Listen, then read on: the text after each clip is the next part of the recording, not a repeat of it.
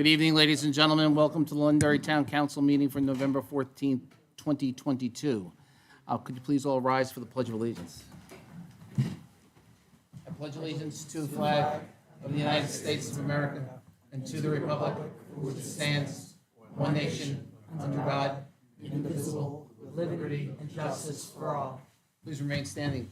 For those of you who didn't attend the Veterans Breakfast on Saturday, it was quite the showing. They're up to just shy of 500 people for it. It was a great event. And once again, for our veterans and those who serve us here and abroad, a moment of silence, please.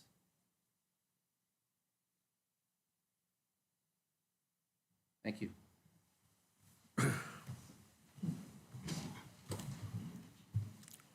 Okay, ladies and gentlemen, we're going to start with public comment. If there's anyone who would like to approach the council, now would be the time. Hi, sir. Name and address, please.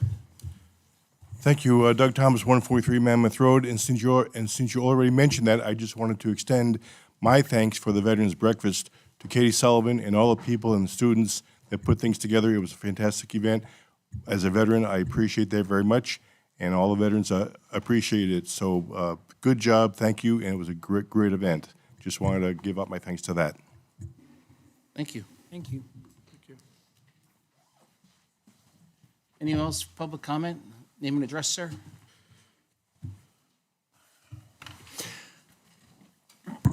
Daniel Bouchard, O'Connell Drive, Londonderry.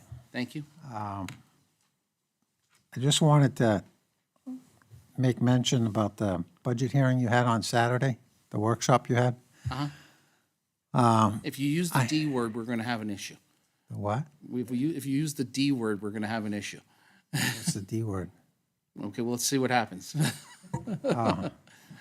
So anyway, when I was watching it, I almost had to call 911 at one point because I was like, wow, Mike is hitting it right on the nail, okay? When he presented the budget to you, he's trying to get these line items funded properly. Like, I've been bringing this up for years, okay? And the answer has always been, oh, it's a bottom line budget. It's a bottom line budget. Yeah, I understand it's a bottom line budget, but that's one of the reasons why I had asked years ago about how many open positions do we have, all right? Because it did come out that you have positions that are there just to balance the budget, and that's not what they should be there for. When I'm listening to the police, the fire, and everybody, and highway saying, this is how much it costs us for oil changes, then we should be funding that line item for that, okay? So, like I mentioned to Mike a while ago, I was glad to see that he's doing that. I think it's important that, we have constantly talk about transparency, and I think this is the way to go. I mean, I know you're talking about eliminating positions on the police department. 4 of them is what All I right, so think. just so we're clear, we're not eliminating any positions. We're properly doing the funding lines. Okay. Head count is still the same. All right, well, I just And you don't, can probably figure out what the D word is now. I just don't want to see, how, I don't want to see any positions cut, all right? I mean, when I worked for the town years ago, and when I went ready to retire, it was the same thing at the budget process, okay? The council was talking about cutting, we have to make some adjustments and all this. They were talking about cutting personnel, that had just been hired. I left my house and I came to the meeting and I said, don't take my money because I'm retiring, all right, and save that instead of cutting somebody out that, at the bottom of the barrel. Because I know for years, having worked in this town, having lived in this town, that's how the budgets operate, okay? Chad decides he's going to retire. We're not going to say anything, all right? And we're going to use that money for something else. So I was glad to see Mike, come out and do this whole budget process. And, I know that we have a police chief who is new in it, and I give him credit. He's walking into something that he has to, explain to everybody and say, hey, this is how much I need, and hopefully the council will, understand that this is not his doing. This is done like this for years. So that was my issue on the budget, Thank you, I appreciate it. okay? Thank you, Mr. Bouchon. Anyone else for public comment? If you so choose. I'd like to talk about the tax rate discussion that is a continuation from last week. Is it still a continuation from last week? It's public comment. You can, Okay. you can talk about it. So I know that we were Name talking. and address? Oh, I'm sorry, Christine Perez, 5 Wesley Drive. I apologize. I know we're talking about 10 cents, and correct me if I'm wrong about numbers on the, for the tax rate. And I know we talked about different things that had already been done. And I know we talked about the fact that it was going to lower our reserves. I know you call it something different. I'm just going to refer to it as reserves now because it's easier for me. And I know it was brought up that we've already given the veterans money by increasing the credit that they can get. That was 974 individuals. And personally, as far as I'm concerned, there's nothing we can give our veterans to pay them back for what they've done for us. And I know we mentioned about the seniors, that the seniors' rates have been elevated, and the amount of money, and I understand that that's not giving them deductions on their tax rate, it's actually lowering the value of their house. But that was 184 individual homes. I believe there's around 24,000 people here in town, roughly. And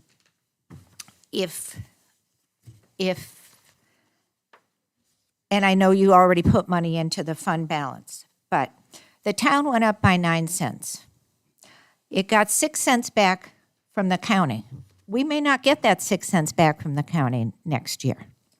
The school, it's my understand, went up by 54 cents, but the state gave them 47. The state may not be able to give them that 47. And right now, that would mean that our tax rate actually went up by 63 cents on the 1,000. I'm asking that, yes, you take the 500,000 away from the reserve and lower the tax rate. And I understand that when it comes time next in March for all of the warrant articles, that you may not have money to say, well, it's zero on your tax rate. But I think people are not misled, but I think they just don't understand, a lot of people, that that's your tax money, and maybe you would look at it differently. I think Deb brought up a very good point last time, that maybe people need to know what actually it's going to cost them to do these particular warrant articles. And since we are a zero-based budget tax, they will actually know what their taxes are going to be and what we're paying for. And I know if something comes up, we have a catastrophe and this building falls down or something like that, you may have to take out a loan, but we don't know what next year is going to be. Right now, things are tough everywhere. And I think the people that we need to pay attention to are the people who own homes, get up every day, go to work, put gas in their car, go to the grocery store, and are now being attacked with outrageous utility bills. So I please would like you to really consider hard to consider bringing that tax rate down and that additional 10 cents. Thank you. Thank you. Anyone else? Tony DeFrancesco, 1 Cheshire Court. Mr. Chair, is it a public hearing when you talk about the tax rate? No, And can I talk about it then, or I need to talk about it now? it's not a public hearing. Okay. Another person's opinion, taking 10 cents off the tax rate makes no sense. Doesn't make fiscal sense, doesn't make financial sense, doesn't make common sense. for a lot of reasons. One of the biggest reasons is you all have hired a financial advisor that's to my right, your left, who it seemed to me at the meeting last time was saying, don't do it. And he gave you good reasons to not do it. If you're not going to listen to your financial advisor that makes a healthy paycheck, then we might as well get rid of that paycheck and hire a bookkeeper for much less money. I think it's important when you get into the weeds and when you have the kind of training and experience that people have that do Mr. Campo's position, that you really need to pay attention and you really need to listen. It makes no sense to me to reduce every single house, every single person in town's tax rate when many of them don't need it.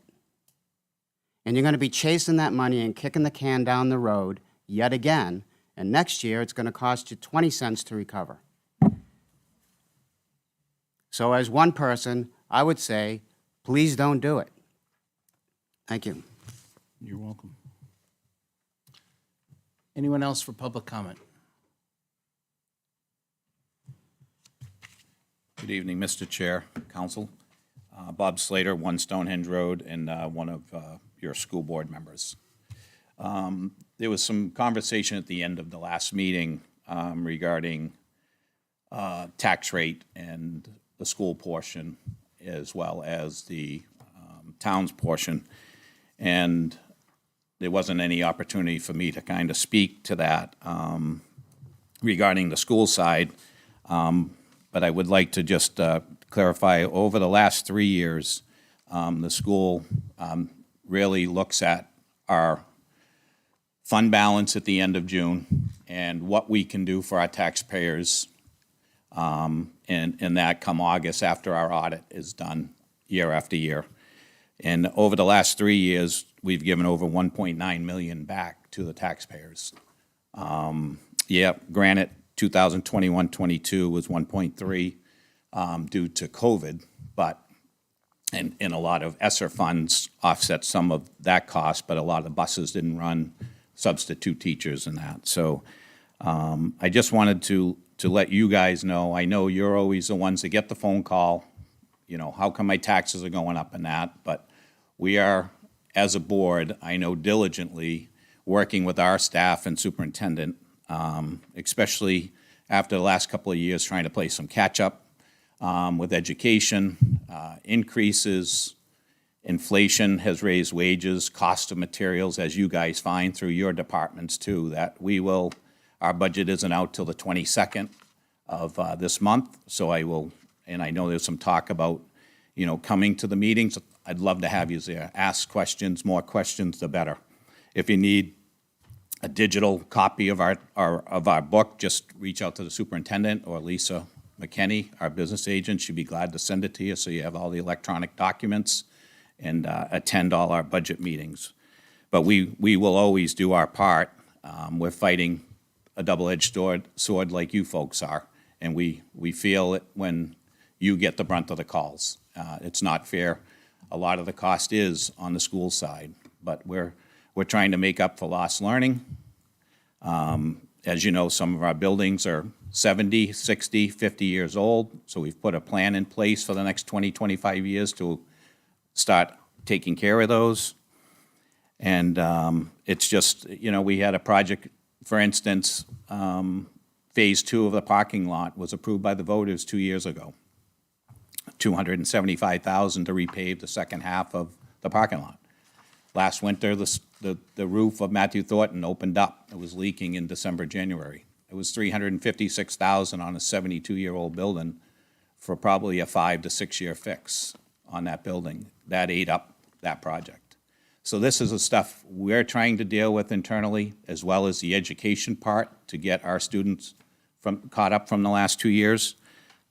So we will always do our part to help the taxpayers and you folks not take the burden of not knowing what information is needed. So I will, again, invite you guys to come to all the budget meetings, and as well as the public. Please come ask questions. We will get you the answers. Sometimes it doesn't, you don't like the answers, but we will do everything in our power to give the best education in this town and service the people of this community. So thank you. Thank you. Anyone else for public comment? Yes? Yes? Name and address, please. Ann Champa, 20 Wedgewood Drive. I was listening to Ms. Perez, and she's right. Not everybody can weather this storm. It's really hitting a lot of people hard, especially if they had some form of investment, too. The big drop in the third quarter of this year is hard to make up. Think about that. Not just the lowest income people, but the people that are just middle class. They're getting hit hard every day at the grocery store, at the gas station, still. Remember that now. Well, that's not what I came to discuss. I have a question on something that's coming up later, as far as the traffic studies. Should I say something now, or are you going to accept any public comments later? Unlikely. There'll probably be some, I don't know exactly where this speed limit discussion is going to go. So, but it's unlikely we're going to be accepting comment later. But it is likely that it will cross across multiple meetings. Okay, can I ask you a question about actually the rules and regulations of committees? Just because, if maybe you can help me out, I was surprised by one thing on the Traffic Safety Committee. Chad, you're a member of it, right? And as far as what you were discussing, I think you might have an interest in it, personal interest in it.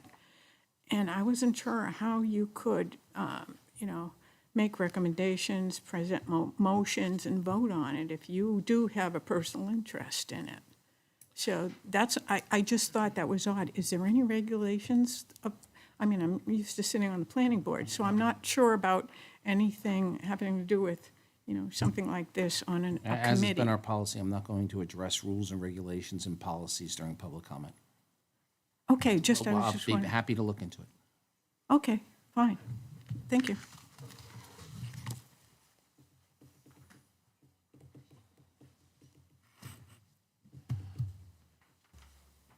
Anyone else, public comment?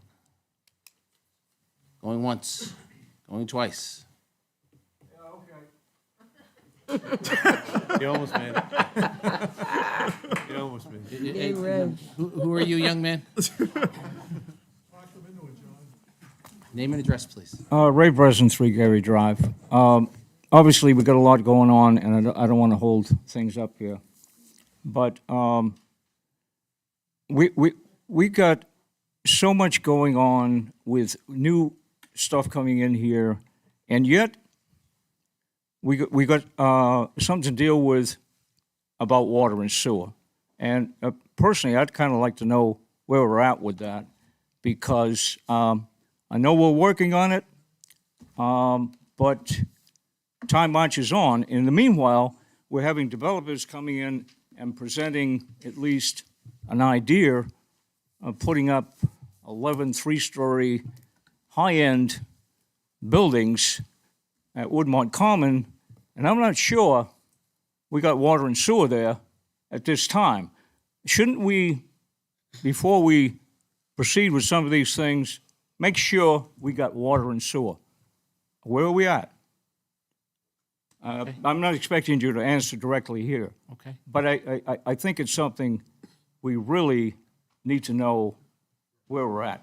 I mean, we got to look ahead 10 years, and yet we don't have anything on the town CIP. Shouldn't we have something on there? I wonder. Thank you, sir. Something to think about. Thank you. Thank you. All right, folks, anything else? All right, public comment is closed. I've been asked by the town moderator to give him a few minutes to discuss our most recent election. So, Mr. Kipp. Thank you, Mr. Chairman. Jonathan Kipp, 9 Everett Street, Town Moderator. Just wanted to provide the council and the public with a brief recap of the election just held on Tuesday. We ended the day with 18,764 voters on the checklist, which includes 729 who registered on Election Day at the polls. 12,063 voters voted and that includes 1,112 absentee votes received. The 12,063 voters is 64% of our registered voters, which matches the statewide average of 65% voter turnout. And I know traffic remains an issue getting to our polling place. Inside, though, we could see that our traffic was consistent all day. We didn't have the typical peaks at first thing in the morning, at lunchtime, and at dinner time. It was just a nice steady flow all day. And we have an exceptionally strong election team here in town, to whom I'll be eternally grateful. And our team has very strong active support by all our town departments, the police department, the fire department, Public Works, our volunteers on alert, town administration, thank you very much, Mr. Malaguti, the schools, and even members of the school board. But I also want to acknowledge and thank you as the town council, as a board, and also individually. Each of you were there for the election, pitching in where needed, and for that, we're all thankful. So, thank you. You're welcome. Great job to you as well. Thank you. Thank you for all of your leadership. Just on that day, just to add a couple of things I had shared with the town moderator, we had multiple people timing us from back of line to front of line. The longest timing we had from back of line to front of line was 21 minutes. There were a number of the counselors outside driving golf carts, picking people up. I would love to, after living in this town for 30 years, I would love to see the plateau, as we refer to the dirt parking lot, get paved someday. I mean, I can't believe 30 years later, it's still a dirt lot. People did talk about the traffic. Captain Breen and his team were incredible. They kept it moving all day long. There was at one point that one of the town officials, the Attorney General showed up, and they must have contacted Homeland Security and contacted one of the leaders in the town who happened to be sitting in their office and said to them, you know, there's a traffic problem on Mammoth Road, and they looked outside and says, no, there's not. So there's, because the traffic had cleared already, because as the moderator mentioned, it was moving all day. It was probably one of the fastest moving elections I've ever worked. So, my personal thank you to the fire chief who was with the council delivering ballots to the vault at 1:30 in the morning, and and we appreciate all the support that we're getting from all the departments. It was a heck of a day, and thank you to all the counselors who worked their stuff all over the place all day long, and it was a team effort. So thank you very much. Okay, with that, we're going to move to the tax rate discussion. So we finished this discussion with a conversation with our finance director. He has more than strongly advised that his advice would be we should square things up this year. We gave back over $1 million last year. If I use Mr. Slater's numbers, that gives us $9 million that we've given back over the last 3 years as all three forms of government. And the three forms of government are school, library, and town. Where we're at right now is that we have about $500,000 in the undesignated fund balance. $5 million in the undesignated fund balance. We're looking to take $500,000 out. To make it zero would be a little over 500,000, yes. So at the height of our undesignated fund balance over the last 5 or 6 years, we were up around $9 million at one point, right? That is correct. So we've cut our undesignated fund balance in half. So I'll hear from the council. Let's hear what you want to do, and then I'll add my own comments. It's out to you guys. So I'll give you choices. I'm trying to make this easy. You can make a motion to lower the tax rate. You can make a motion to leave the tax rate the same. You can't table it. It's been tabled. So it's got to be addressed tonight so that we can send out the tax bills. Because as it is right now, the tax bills will probably arrive somewhere. Will probably arrive in the next week to 10 days and be due somewhere between the 20th and the 23rd of December, which is not what anybody wants to see in those dates. So for discussion, I'd like to make a motion to reduce the tax rate to last year's figure. Second. I have a motion and a second. I have a motion on the floor. Discussion. So I made the motion because I don't think it's the right time. Everybody, as you heard today, is really suffering. And I don't think it's the time to start even in the score, I guess. And, you know, I've promised to keep the tax rate down as much as possible while I'm an elected official, and I want to keep that promise. And I don't think $500,000 is gonna break us. I really don't. So that's my 2 cents. I echo the same feelings.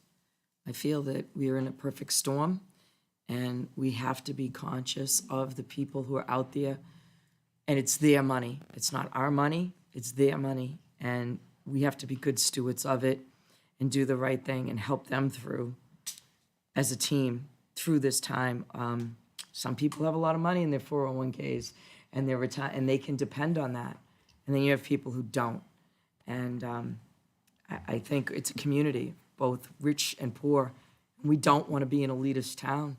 We want to be an inclusive town who cares about people who do struggle and people who are too proud to come here and maybe say, I'm struggling, I'm hurting.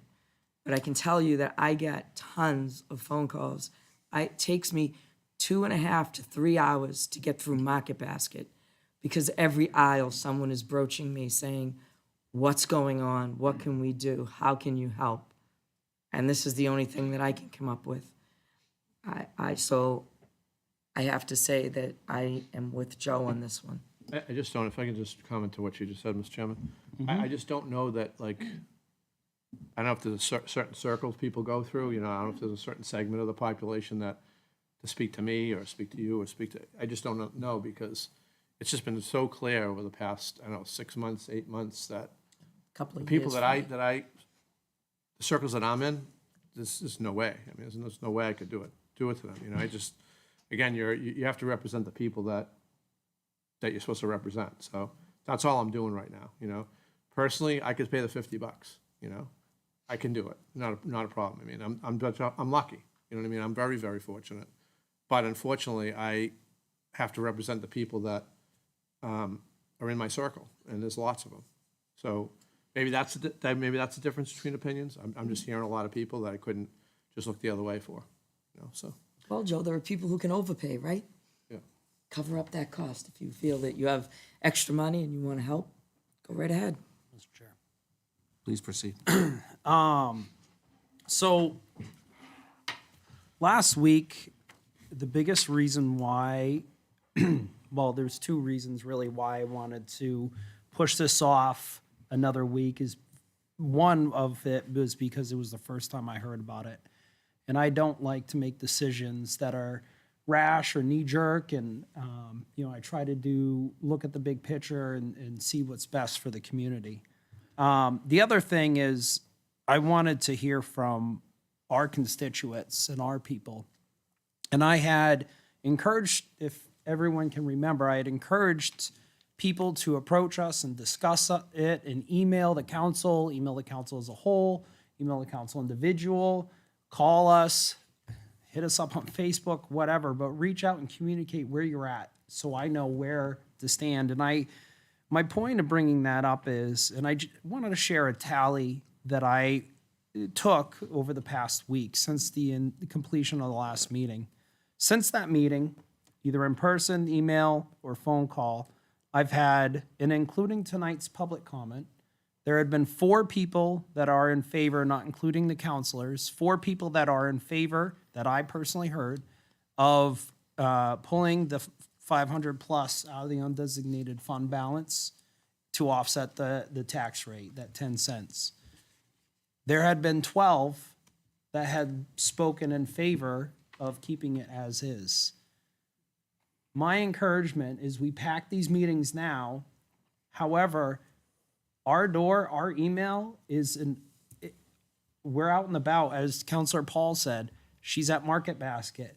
Mr. Chairman Farrell has said he shops at Market Basket. I'm at Market Basket, and come to us, talk to us, let us hear these things. But for a number that specifically came up in person and had said, 12 are in favor of leaving the undesignated fund balance, 4 are in favor of offsetting the tax rate. Why the disparity? Let's fix that. Let's communicate. I need to hear from we need to hear from our people. Thank you. Okay, so I did hear from Counselor Butler. He is detained and can't get here. He is not voting tonight, but he has indicated to me via text that he favors the finance director's recommendation, but he is not voting tonight. So here's the telling thing for me. You know, I'm the outside guy at the elections, so 12,000 people walk past me. Not one person asked me about the tax rate. I went to the football game and there were several thousand people there, and I got a fair handful of people saying, hey, hold the line. You need to hold the line. So here's where my decision comes down to. I just asked the finance director a question. We had $9 million and we have $5 million now. We're in the red zone. We cut our savings in half. You know, I pay for gas and oil just like everybody else. You know, 2.5 years ago, I paid $2,000 to heat my house. This year, I'll pay $5,000 to heat my house. It's not that I don't hear people. It's not that I don't understand. It's a difficult decision. If we hadn't already given back $9 million and we hadn't already reduced our fund balance by $4 million, discussion worth having. So I'll call for the vote. All those in favor, signify by saying aye. Aye. Opposed?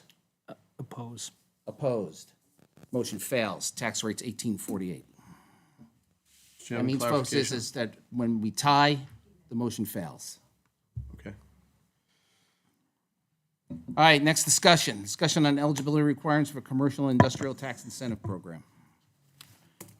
Mr. Chairman, a couple of meetings ago, I raised with the town council the commercial industrial tax exemption program eligibility threshold, which currently, to participate in that program, sits at $15 million.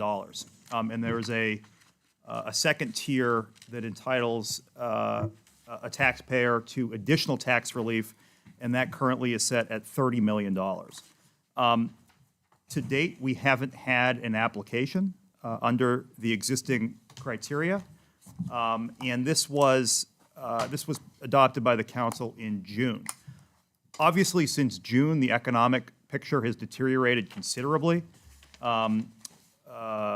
just in that time, and I think it's what I heard from different discussions with the council and folks in the community is this is a program that has a lot of promise, a lot of potential, but we might just be pricing almost everybody out of it based on the current eligibility criteria. And so I'm here before you tonight based on a consensus that I got a couple of meetings ago that we should at least examine the eligibility criteria to determine whether they remain appropriate in the current economic state of affairs. I do have for you in your packet some information that was run by the assistant assessor for me. This is information about some of our largest taxpayers in town. And we started at the $2 million area and went up from there. And you will see a listing of each taxpayer with a building value above $2 million all the way up to the 3 taxpayers in town who have building values over $20 million. Mr. Chairman, just to refresh everyone's recollection about this program, it is a program that the state authorizes municipalities to extend a tax exemption against new increased value attributable to construction or rehabilitation. So it is whereas when you grant a veteran's credit or probably the better example would be a senior tax exemption, that is against existing value that was being taxed that now is not being taxed. This is much different. The purpose of the program is to attract industrial users to town and to incentivize them to invest in construction or rehabilitation and granting them a tax exemption limited in time against the increase in that new value. And what I would suggest to you based on a review of this information is that there are certainly more businesses that would be eligible to participate in this program were we to reduce the eligibility criteria. I want to emphasize that the information that you have in front of you is for illustration purposes only. In other words, if we were to expand the eligibility criteria for this program, it does not apply to these existing taxpayers unless they were to construct or rehabilitate in addition to what they're being taxed on now, in addition to what they have there now. Can I interrupt real quick, please? Yes. Just for clarification of your most recent statement. So existing properties, they would, to meet the current criteria, which is 15 million, they would have to do 15 million of additional improvements, not 15 million of overall valuation? That's exactly right. As the program is currently constituted, in order to take advantage of the program, they would need to invest $15 million. And I say invest, that's a little bit of an oversimplification, but they would have to construct or rehabilitate that resulted in $15 million of additional value based on what they have now. Just that 15 plus. Correct. Would be eligible for this program or the total valuation? Just the 15 plus. Thank you. Thank you. And so I'm not here to suggest to you that you should do anything in particular.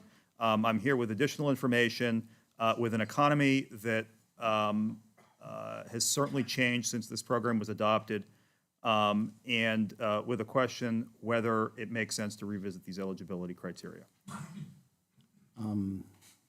We don't have all five of us. I'm willing, if everyone else is willing to revisit it, more than happy to revisit it, but we'd have to schedule it for the next meeting.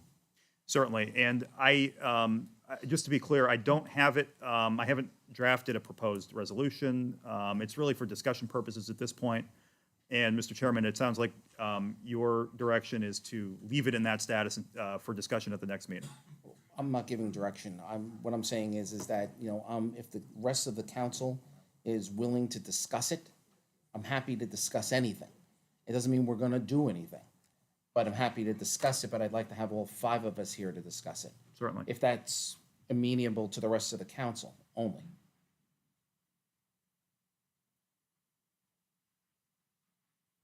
I'm fine with tabling the discussion. Yeah. For discussion only, next meeting, if you're gonna come with a discussion, you need to bring us a series of options. I'm not saying that they're recommendations, but they're options. And how they would break down, please. You guys all right with that? Thank you. Okay. Resolution 2022-20, dissolve exit 4A TIF district. Mr. Chairman, this is something that I came to you on previously as well. There is a authorization for the creation of a TIF district presently on the east side of I-93 in the exit 4A area. It was never fully implemented, and that authorization is just sort of an empty skeleton at this point that I believe, and the town attorney believes, is not a good practice to have floating around if we don't have an actual TIF. And just for everybody's benefit, the way TIFs, to my knowledge, have always been handled in Londonderry is by development agreement with the developer, which specifies what the improvements are that are subject to the TIF and what the terms of that TIF are. We don't have any development agreement at this point in time for public improvements that might be financed by way of a TIF on the east side of I-93, and therefore it's Attorney Ramsdale's recommendation and my recommendation that you adopt Resolution 2022-20, rescinding that authority with the option always to come back and do it when there is an actual proposal in a project before the council. Yes. Jim, I agree with town manager. We don't keep these open indefinitely, so I would side with closing it, dissolving it as a resolution as well. I'd like to file a motion. Any further discussion? Please proceed. I'd like to file a motion to adopt Resolution 2022-20 to dissolve Exit 4A TIF District. Second. So it has always been our policy not to leave these TIFs open like they're left open all over the state. So with that, I'll call for a vote. All those in favor signify by saying aye. Aye. Chair votes affirmative, motion carries. All right. Speed limit discussion. Mr. Chairman, I'm joined this evening by Director of Engineering and Environmental Services, John Trottier, and Chairman of the Traffic Safety Committee, Bob Ramsey, is here as well. This follows a discussion and some action that took place at the October 3rd Traffic Safety Committee meeting. And at that meeting, a couple of things happened. One, there were residents who came to talk about the speed limit on Cala Road, where there is no posted speed limit right now, and therefore it defaults to the town-wide default speed limit of 35 miles an hour. And if I say anything wrong here, I'm sure Mr. Trottier or Mr. Ramsey will jump up and so note. There was a motion that was made and carried to bring before the council tonight a discussion about lowering the speed limit to 25 miles an hour. And you have in your packet the minutes of that meeting, which summarize the discussion. There was also a motion that was made and carried to discuss the speed limit on Sunflower Lane, Sandy Brook Lane, and Acorn Drive. And it's important to note that that motion, although it carried, was in the context of a broader discussion, a recommendation that the council have a broader discussion about what an appropriate speed limit is for these roads in new developments that are accepted, ultimately to be accepted by the town, as opposed to potentially just relying on the default speed limit. That is the posture of those two matters this evening. I'm happy to take any questions or to direct any of those questions to the two gentlemen who are here to support me on this. So we've had two questions on the ballot in the last 3 to 4 years regarding speed limits, right? Correct, And they were both defeated by the voters. correct. So the people in the town have said they don't want us to change the speed limit. So this is coming to us. So let me ask you, before I turn the discussion over to the council, were the counters put out on this and was everything measured? Do we have all the data? Mr. Chairman, so to answer your question, yes to Cala. There were two items that were done on Cala. In 2021, at the end of 2021, there was, the SAM unit was put out there, and readings were taken. And recently, specifically, I think in the last month or two, there was a directed patrol that was put out to observe and enforce the speed limit on Cala, and there were no violations that were noted at that time. Okay, so I'm just going to repeat back for understanding. So there was a directed patrol and there were no violations on Cala. Was anyone pulled over? No. What did the data say from the counter? Yes, I can't remember what they called that, but The SAM unit. Mr. Chairman, the average speed that was noted was 18.5 miles an hour. The minimum speed was 10 miles an hour. The maximum speed was 37 miles an hour. okay. With that, I'll be quiet and turn it over to the council. Mr. Chair. Yes. So being one of the members of the Traffic Safety Committee, I would agree if I owned a sign-making company where I financially benefited from the production of new signs, that would be a conflict of interest. However, during the Traffic Safety Committee, my proposal was to adjust the speed limits in cul-de-sacs and roads that ended in a cul-de-sac or a dead end townwide. And I understand we have had a townwide discussion and a vote from the people for the overall speed limit, but I'm specifically targeting those two types of roads, not just Celia, Sunflower, Sandy Brook, or Acorn. The reason why, so directed patrols and SAM units tell you if there is speeding or not. You'll get a violation if you're speeding. You will not if you don't. My proposal is to reduce the speed limit from 30 miles an hour on roads that end in cul-de-sacs and dead ends to a lower amount. So again, a directed patrol, the law enforcement officer has the law, 30 miles an hour. If you're breaking that, they can use their discretion to enforce that law. However, if you're going below it, there obviously no violation. So I feel that a directed patrol and a SAM unit would not render the appropriate action.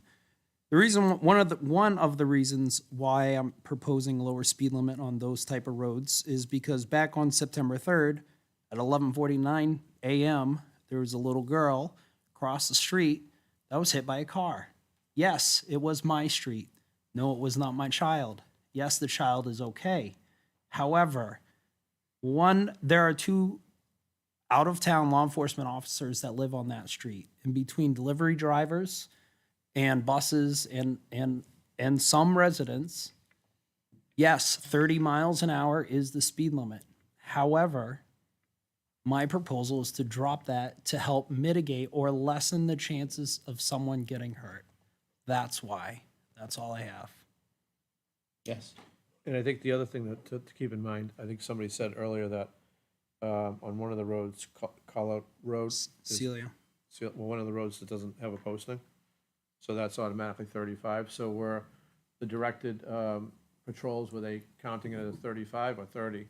Because in that case, if the people were going by at 32, 33, they weren't speeding because there's no posting, right? That's what people said. If you don't have a posting, it goes to 35. That's my understanding, yes. And so the officers would have been enforcing 235 on that directed patrol.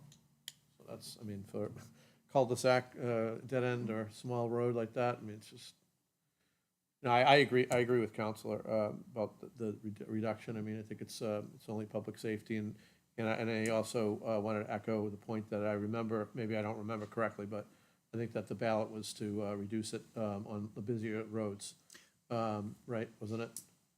Throughout the I town. think it was like recall. 50, Let's go through the council. It like was 55 or something like that out here, and we wanted to bring it to 45 or 35 or something like that. Right, that was, my understanding is that was specific to 102. Yeah, so That was it it. was an extreme change, and I mean, that would just, to me, it would only cause more grief for the police to try to, protect that road. But I mean, and we're talking about where children are playing, where there's, very, very rural areas that are, the speed should be lower. Look, I mean, there's parts in the state where you're on main roads like 102 and it's 25 miles an hour. And I gotta tell you, I got pulled over about 2-3 months ago because I'm like going, this is like 102, and I didn't see the 25 mile an hour speed limit. I was doing 32, 33.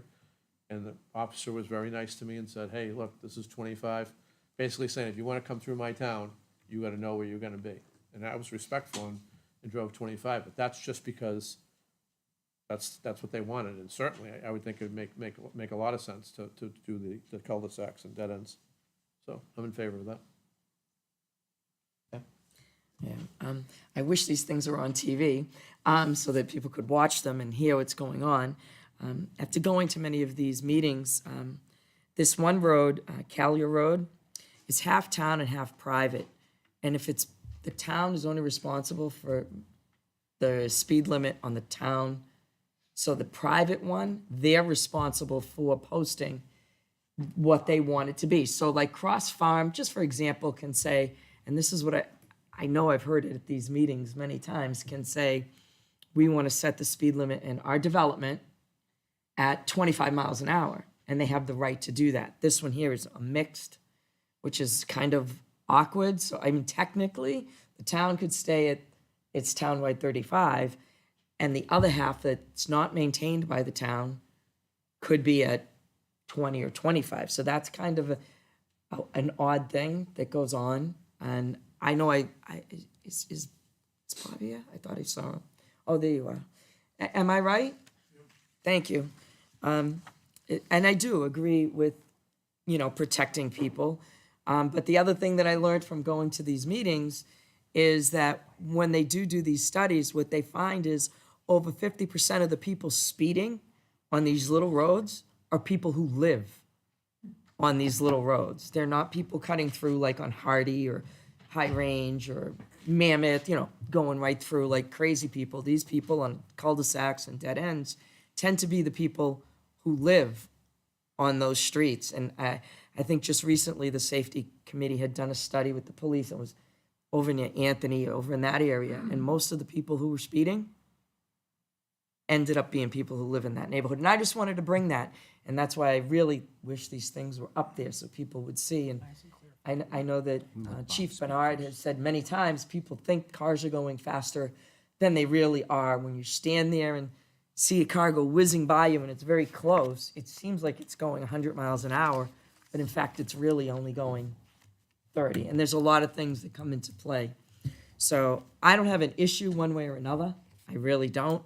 But I did want to bring out the facts that I knew from going to these meetings and listening to what the safety people who do this for a living tell us. So thank you. Bob, you wanted to be heard? Bob Ramsey, 26 Elwood Road. Could you just come up to, Bob, could you come up to one of the microphones? They like to be able to record these. Two things. One, to rebate something that happened a number of years ago. We got a call on a cul-de-sac in town where the speed limit was about 35 in those days. And we got a call from some people living on the road that there was people traveling at 55 miles an hour on the road, they said. So we did some discussion and went down and took a look at it. Turned out that the people who were speeding on the road were two girls that lived in the house at the end of the cul-de-sac who were late for work most mornings, and they were bombing out of there. So as Deb says, a lot of the times it's the residents. Having said that, if we're going to do this for the roads we've talked about in the motion, then we should be doing it for every cul-de-sac and dead end in the town.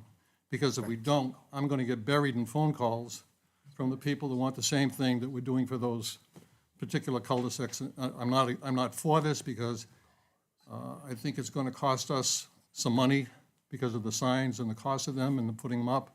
And essentially, I have a lot of problems with having a lot of different speed limits on a lot of different parts of the town because it makes it hard for the officers who are enforcing these laws to keep track. They've got to constantly be aware of what the speed limit is on the road that they're on. So, final comment is if we're going to do this for the roads we're talking about in the motion, then we should consider doing it for all the roads in town that end in dead ends or cul-de-sacs. And I also have something I'd like to give to you guys after this is over so you can have it for future reference. Thank you, Bob. Oh, Mr. Trottier. Good evening. How are you? Very good. How are you? Did you have something you wanted to add? Yeah, as you'll see in those meeting minutes, I was the lone dissenter of the recommendation. And again, I think if we're going to do this, there needs to be some engineering study put to it and have an idea of why we're doing it. Right. Because just as Bob says, you're going to want 25, you're going to want 15, it's just going to go around, and there's going to be some rhyme or reason why we're doing this. Agreed. Yeah. Mr. Chairman? Of course. So when you said engineering studies, and this is going to sound like a stupid question, but you have to have engineering studies to go slower? I would think that it would be the opposite way. So you look at What do you mean by what's the 85th percentile of what the vehicles are actually traveling on that roadway. So that's part of the engineering study, and again, as far as, driveways, the location of driveways, you have bad curves. I can tell you, Cala is one of the newer roads in town that sight distance is certainly not an issue, and So the geometry of the reducing it road would is be- not. There'd be a benefit. Yeah, I don't get you. So why I would? have a clarification, Mr. Chair, just real quick. Go ahead. Mr. Malaguti, Yes. you had said, sir, earlier about, Nothing, go ahead. about the speed limit. What was the average you said? Did you say 18 from the study? 18.5 was the average speed limit. Correct. On this study, which was performed between September 30th, 2021 and October 15th, 2021, the average speed was Thank 18.5 you. miles per hour. Thank you. Maybe there's something to what you just said about not really understanding. They look a lot faster than 18.5 miles an hour going in those cul-de-sacs, I'll tell you that. Yes, Bob? I live on Elwood Road, and we have the soccer fields, the corn maze, the dump, Elwood's Orchard, and the cut-through from Hudson. And my wife drives me crazy because I'm the traffic safety chairman, and I should be able to do something to slow them down on High Range Road, on Elwood Road. So about 2 weeks ago, I had her stand in front of the driveway. And I drove the car back and forth on the road about 3 times at 35 miles an hour. And she finally understood what I was telling her. When you're standing on the side of the road and you see a car going by you, it appears to be going much faster than it really is. So I would like to just quote my comment earlier, how I have 2 out-of-town law enforcement officers on my road that are experts and have been in the law enforcement field for quite some time. They both have commented about the speed and being above the posted speed limit. Yeah, I'm not doubting that. What I'm saying is, to Joe's thing about the 18 miles an hour that they record on the report, I'm just saying, when you're standing on the side of the road and a car goes by you, empirically, if you're not a law enforcement official who's not sure of that, or someone like me who's conscious of it, it looks like they're going faster than they really are. So I just don't understand, like, why is this such a discussion? I agree with Mr. Ramsey about how if it's going to be for specific streets, that it should be for all streets in the community, which I agree, and that's what I think it should be for cul-de-sacs and dead ends. But why are we arguing this? I don't understand. And the reason why, if I may please, sir, is because the braking distance going 10 miles an hour is less than the braking distance going 30 miles an hour. I'm not proposing 10 miles an hour. What I personally would like is 20 miles an hour on Londonderry cul-de-sacs and dead ends. But I don't understand why this is such an issue and a discussion. For a number of reasons. And I don't want to bring this down to dollars and cents, but I'm going to have to, because I realize that the statement that says, if it saves one life, it's worth all the money in the world you want to spend for it. I never said that. No, I'm not. That's what I hear in a lot of the meetings when we refuse to do some things here and there. But in this thing, which was put up by the Federal Highway Department, the result of the study indicated that lowering posted speeds by as much as 20 miles an hour or raising speed limits as much as 15 miles an hour had a little effect on motor speed. They're going to drive in the speed that they feel comfortable. If the speed is lower than they feel comfortable, they're going to go the speed they feel comfortable at. And the problem I have as a financial person is the return on the investment to put up a lot of signs and have a lot of patrols to get something that isn't going to do any difference makes a big difference to me. We talked about the speed limits with the solar there, I think, Kim, $3,500 a piece. And when I went through and did the study on the speed limits, I went in and found a town in Washington called Seattle. And they had a 0 speed limit culture that they wanted to apply. They dropped the speed limit on all the roads in town to 25 miles an hour, and they had big success. They enhanced their police department by 200%, and they put at least 3 to 4 signs on each road, which increased their budget. Now, we don't have the enforcement to do the enhanced enforcement in this town, and we don't have the money to spending on the signs would cause the people to pay attention to the speed limits. So that's why you get the fight from us about dropping the speed limits and having to put all the speed signs to ensure that people know what the speed is when they're driving on the road. I think I've said. It also allows our professional law enforcement officers to do what they are experts at and use their discretion. Because they are the best of the best. Our police chief talks time in, time out about our application process and how thorough it is because they want to select the right person. Lowering it allows them to utilize the investment that we put into them and use their discretion to enforce the law. And the problem we have with some of that is when we call officers, as we did in Cala, when they go to areas where they sit there for 15 to 25 or 30 minutes and they see nothing because these speed breakers tend to do it when there's nobody around. I've been passed on High Range. I've been told I'm number 1 on High Range Road at least 15 to 16 times when I do 30 miles an hour. When I do 35, I don't get the same thing. I've been passed on High Range Road on the double line 3 or 4 times. I was on 102 the other day where I saw 6 cars on the road go through a red light. So putting up more signs and doing it isn't going to take care of the small minority that are causing our problems. So that's why you hear the pushback. Right. because they're So looking back, at just financial one last situation. point. I understand, but we're going to stop here soon, so go ahead. Thank you. So back to my statistics that I provided earlier in the last one of the things we voted.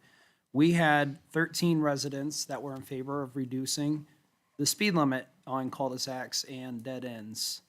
0, other than people that were already on the traffic safety committee, proposed to keep it as is. That's it. And the ballot measure was defeated twice by the town. So, and that's a real number. So with that, I'm going to ask you to come up here in a second, Chief. Just give me 1 second. So, for many years, probably for the better part of 15 to 20 years, people have contacted me and asked me about speed limit in town. And they have, what I was taught by Captain Dusso, who was the number 2 at the police department for many years, is John, I'll be happy to put them out there. He says, I'm going to promise you one thing. These people who are asking you to put them out there are the people we're going to give tickets to. Okay. And that's what happened. And those people learned the hard way that they needed to slow down. I don't know if any of you know this, but we don't get any revenue from giving out violations. It all goes to the state. So the argument can't be made that we can use those dollars to, to do further enforcement. We also have to pay the officers to go to court to defend the position of writing the ticket, which takes some more money out of the. That is correct. So with that, Chief, why don't you come up here for a minute? I think we've had this discussion before. I think I've heard your point of view is if we're going to change the speed limit, change it in the entire town, and it will make it a lot easier for me to enforce, because then I would know where it is everywhere. I think I heard you make that statement at some meeting somewhere. So that was absolutely perfect. That's exactly what we said. We had mentioned that when it was brought up at the Traffic Safety Committee a year and a half ago. And of course, when you're a new officer learning this town, when I first got hired, there was like 300. When Dan got hired, there's probably 100 roads in town. And now we're up towards 500. And, trying to memorize what every speed limit is, it's very difficult. However, these officers are out there patrolling every day, 8 hours a day, sometimes 16. One of the biggest complaints that we do get is speed. And as I've indicated many times in the Traffic Safety Committee meetings that I'm a part of with these gentlemen here, is that we understand that speed is a concern throughout the community. And every time this comes up, we attack it the best way we know how, with personnel when they're free, with the device of the SAM unit. We have the one with the little tube that goes across the road, and we have another one, looks like a Pelican box, and it mounts on a telephone pole, it's black. We get all kinds of data from these machines and from the officers.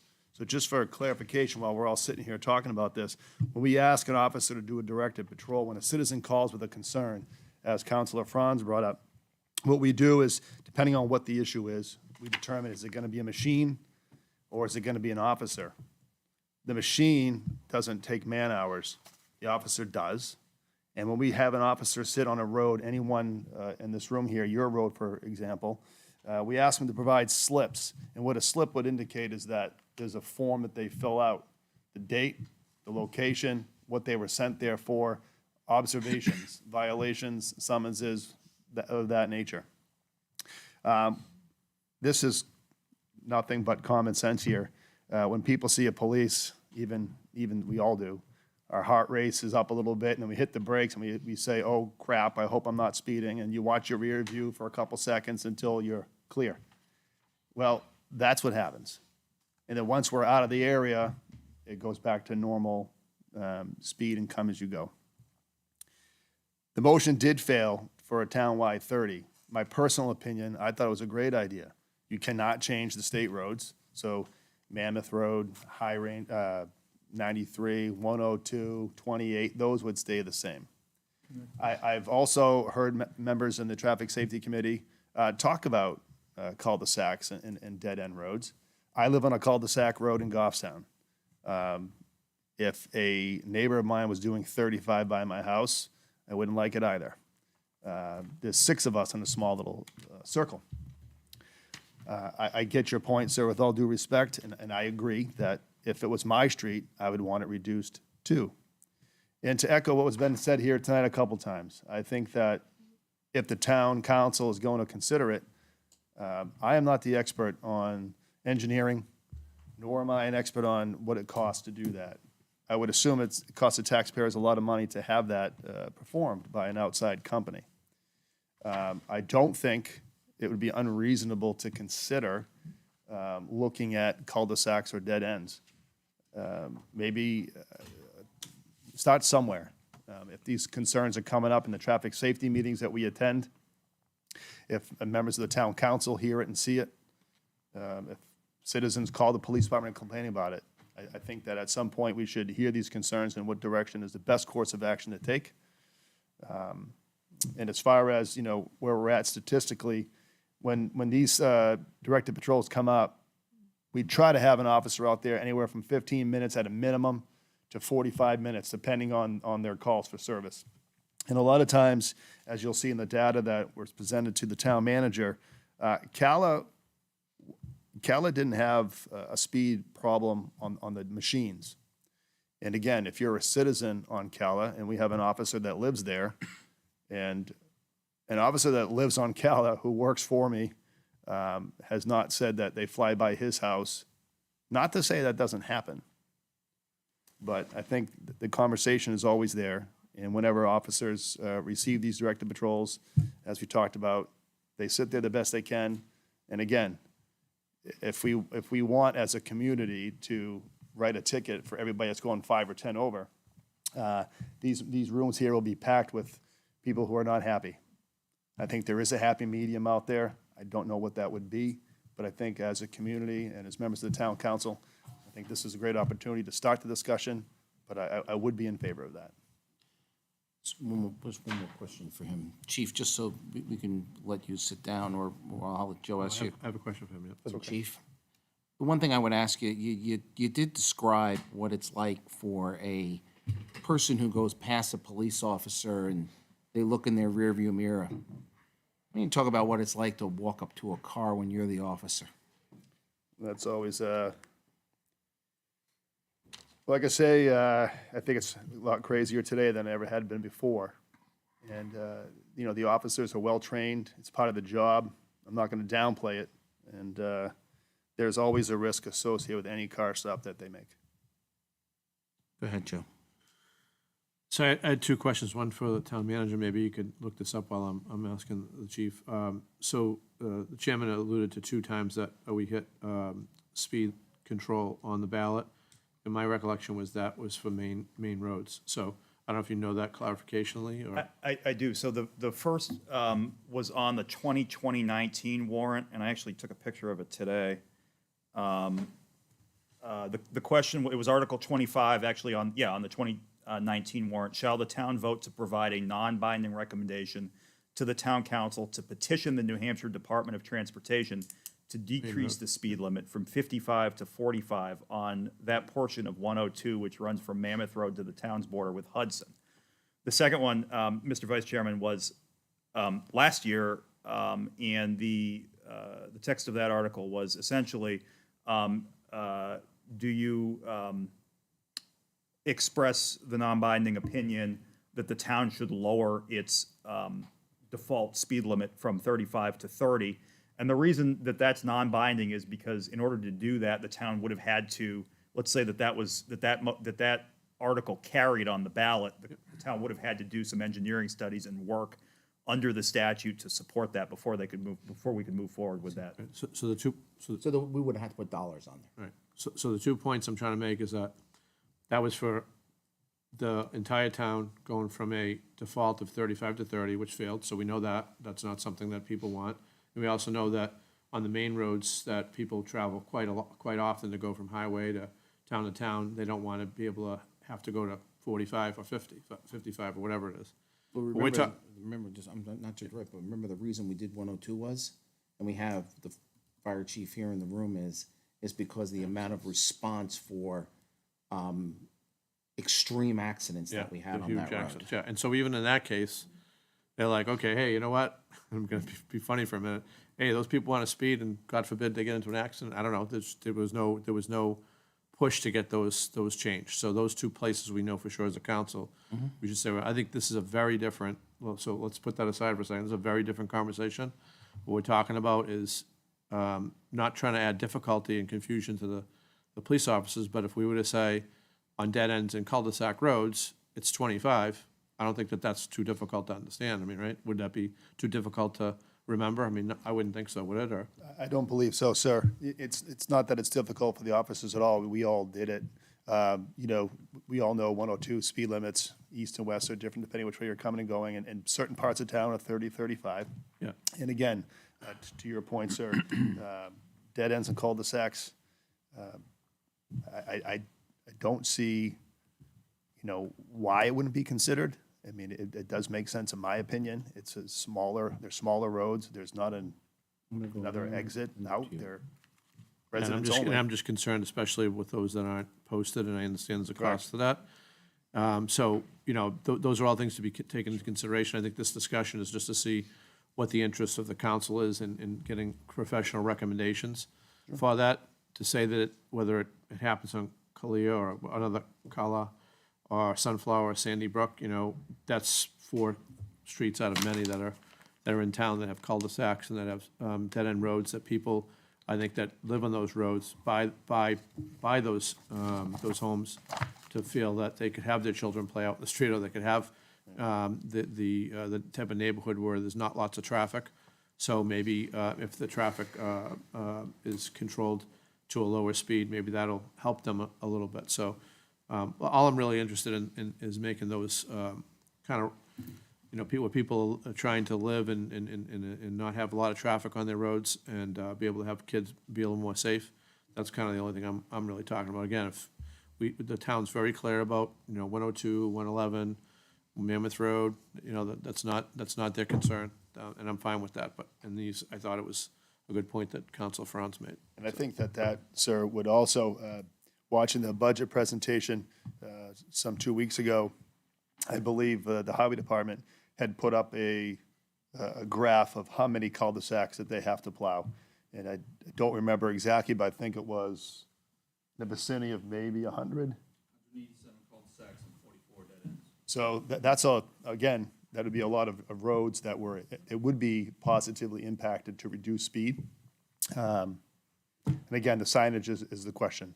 And not to keep on going on this, but there are other towns around us that have a town-wide, let's just say 30, for example, and they have it every entrance coming in town.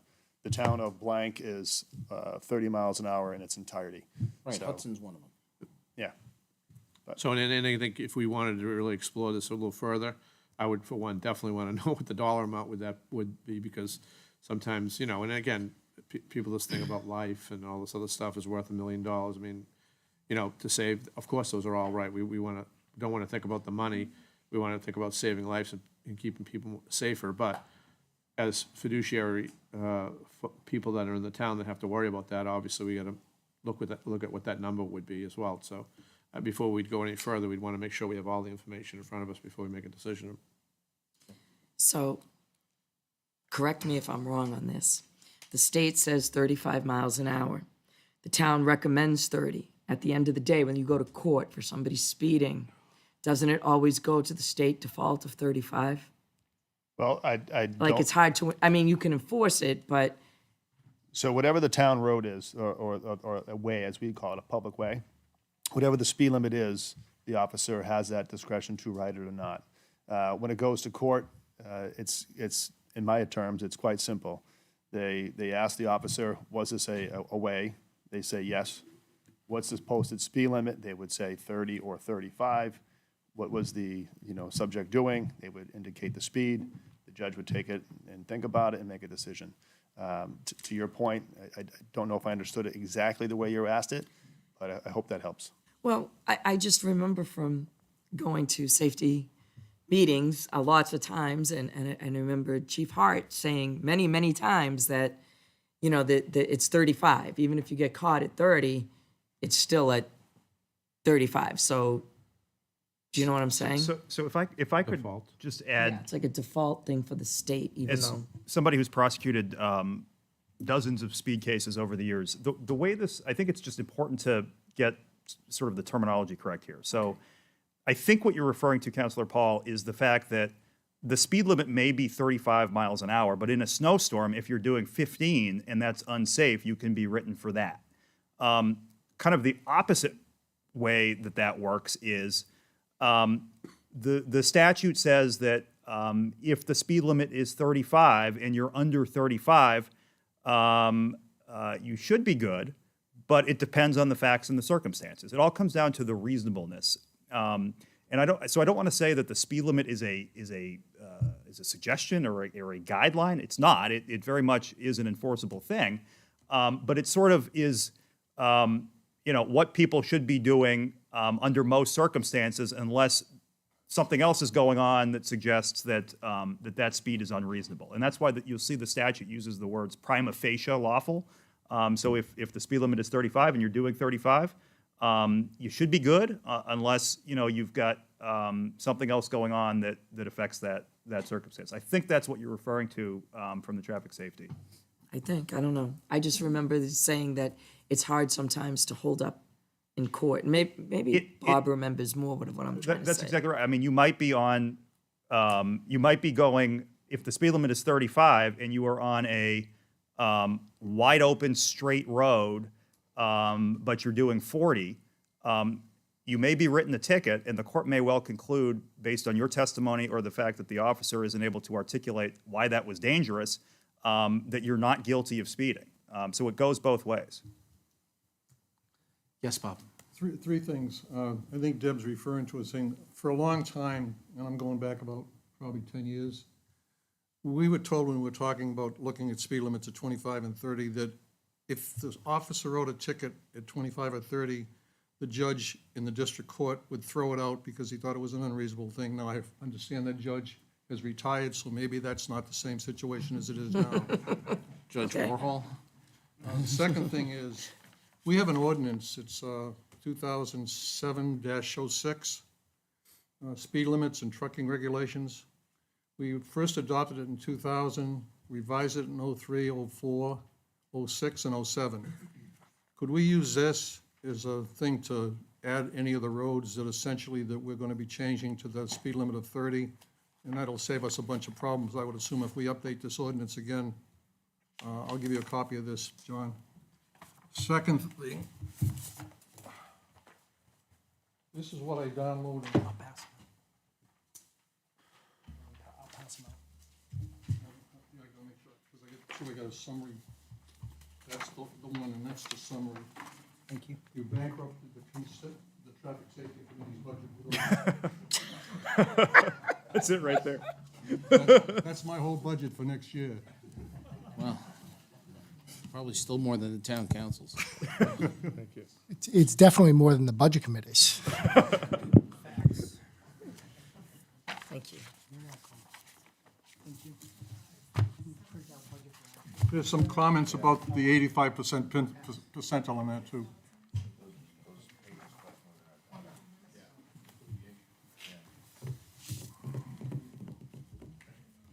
I got two copies. I got that one, and then there was one that was a summary of that. You're good, Chief. Thank you.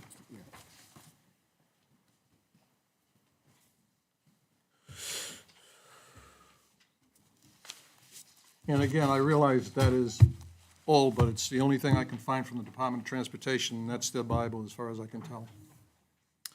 Okay. Yes, Dave. So Dave Wally, Director of Public Works, also resident of Londonderry, 18 Mammoth Road. Just a few other items of consideration when it comes to speed. And I'm sure that the town engineer, John, will attest to this with studies and whatnot, and the designs of roads. But first of all, it's important to understand that the roads that are designed, they're designed for vehicular traffic, okay? So a lot of the concerns we've heard from the constituents are when I'm out walking my dog, when I'm out jogging in the street, when my kids are playing at the cul-de-sac on the basketball hoop. Other types of activities that are going on in the streets that don't involve vehicular traffic. So if you're walking your newborn child in a stroller and a car drives by you at 15 miles an hour, it feels like 50. Great deal of the subdivisions in our town, they don't have sidewalks, okay? And even if you were to set the speed limit at 30 on some of these dead ends, the 44 dead ends that we have and the 187 cul-de-sacs, 30 miles an hour, I would argue, is too quick. Some of them are even one lane at best and probably should be 15. So careful consideration would need to be given into deciding exactly what speed is desired as well. I'm sure that the chief of police could also come up and state that people are going to drive at a speed that they feel comfortable in what the design of the road is. So if you're driving in a road that is designed for 35 miles an hour, you're likely going to try and drive 40, 45 because you feel like you can get away with it. I think most all of us are going to understand that mentality. And even if you get pulled over, you're probably going to get a warning of such and be on your way. It is commonplace, as we've already noted, that when you're within your own environment, you feel comfortable, you feel as though you know the road, you know people's travel habits, so you're going to speed in your own subdivision because you know when people are coming and going. But we all play a part in public safety. The counselors, the police officers, and yes, you yourself as a person that lives there. I live on Mammoth Road. I've had a white line drawn 50 feet up my driveway for years until my own children were driving. Why is that? Well, I live on a main road. People are going to whip into my driveway, a very large apron. I'm not held to the smaller restrictions that we have in the town roads. So I have a wide apron. People pull in there all the time to whip around, bang you, and go the other way. My kids are out the end of my driveway. So the last 50 feet of my own driveway is off limits for my kids when they grew up. So playing in the street, I strongly discourage it. Being careful to go to your mailbox. I have the type of mailbox where you can get your mail out of the backside. I don't step out onto Mammoth Road to get my mail. So tragedy can happen at any moment. And I understand the discussion. It is important and it's relevant to have, and I get it. I think the voters have spoken twice. I understand that too. It is costly to put up signs, but I think there isn't a one-size-fits-all to the problem that we're discussing here today. And it is costly. We just talked about the tax rate and spending money, and we want to spend every dollar where we think we can get the most bang for our buck. The amount of streets that we have, the amount of signs that would have to go up. If we don't have some sort of clear and consistent message, it's going to make the most difficult on the chief to enforce. And so those are just considerations. I-93 was widened. If you post that to 30 miles an hour, I guarantee you're not going to have one car doing 30 miles an hour, and if they do, they're going to cause an accident. So just understand the types of roads that we have that are designed in this town, the speed limit they're designed for, and the fact that we don't have a whole lot of sidewalks. That's the only consideration I want to put into that when you're thinking about changing the speed limits on any of these roads tonight. Yeah. Ask a question about that Yes, sir. comment, because I'm interested, it ties into what you were saying too, and I'm very interested about understanding this, because it's just the first time I've ever heard it. So let me try to understand what you just said. So you're saying that a dead-end road or a road with a cul-de-sac could be designed to be a 30-mile-an-hour road? I think some of them, as far as width, shoulders, and They're whatnot. designed to be yes. 30 miles an hour? They could be. Not all of them in town are. There's some pretty long dead ends and cul-de-sacs. But sure. Our newer roads are designed to 35 miles per hour. Yeah. That's the statute. Can't even imagine two cars going 30 miles an hour past each other with the width. I mean, they're going to take out mailboxes, but I mean, okay. Just some of those roads are very thin, so I'm just Well, that's what he's saying. shocked. But that's what I'm saying. I'm just shocked that those were designed to do 30. No, That's all. not all. I apologize if I misspoke. Not all have been designed that way. We have roads in town that were built long before design practices were in place. Yep. So if you set it in a town-wide blanket approach that all cul-de-sacs, all dead ends are now 30 miles an hour, there are some dead ends in this town that are not designed to handle 30 miles an hour. Okay. So we need to be careful about that. Okay, thank you. Yes, Bob? If you read what I just gave you, you'll hear essentially what he just said. Because that's where the 85th percentile comes in about the speed limits and so forth, and if you lower the speed limits, they're gonna drive the way they feel comfortable. If you put it up higher, they might not hit the highest speed, they'll drive where they feel comfortable in the road, so that's pretty much what he said that's in that. Thank you. All right, so this sounds like a much longer discussion. You got 231 roads that are either dead ends or cul-de-sacs. 340, I'm sorry, excuse me. 231 that are dead ends and cul-de-sacs. For those of you, I mean, I was in Sioux Falls, South Dakota, and I had to go out to a processing plant. I got on the interstate that morning after getting there. You know what the speed limit was? 80. You know what the speed limit is north of Tilton on 93? 70. So I think this is a much longer discussion. You know what the speed limit on Route 3 is? Which part of it? South Massachusetts. and New Oh, Hampshire. it's 50, it's 65. Yep. Yeah. And it's got more wooded spaces than 93 does, which is 65. Yeah, so I think what we need to do is we need to give some direction. So I think we need to give some direction to the town manager to work with the town engineer and give us some sort of, ballpark of like, what are we looking at here? What's the level of effort to understand this? What's the level of effort that we would need to put into this to understand this? And I know what, traffic studies and engineering costs and everything, but what's that level of effort look like? What are we really talking about here trying to undertake? And get some sort of level of effort. Let's bring that, as soon as we can, since we're in the budget season, let's bring that back to us, and then we can continue this discussion.